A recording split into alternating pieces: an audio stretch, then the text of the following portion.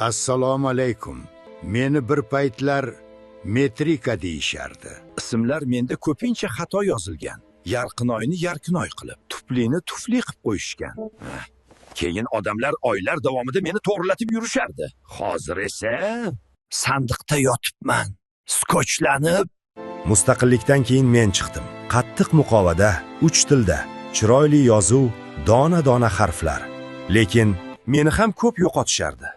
Ba'zan ustimga suv to'kilib, yozuvlarim chaplanib ketardi. Qayerga qo'ydim degan savolni juda ko'p eshitganman. Men alfa avlodman. Menda ismlar va ma'lumotlar kompyuterda yozilgan, xato kam bo'lgan. Hamma ma'lumotlar davlat tilida yozilgan. Men ancha zamonaviyman, rosti. Qog'ozlar, qochinglar.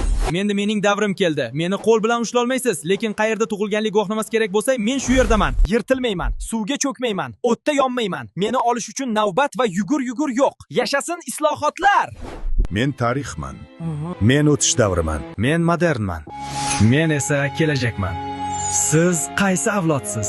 Kommentda yozing.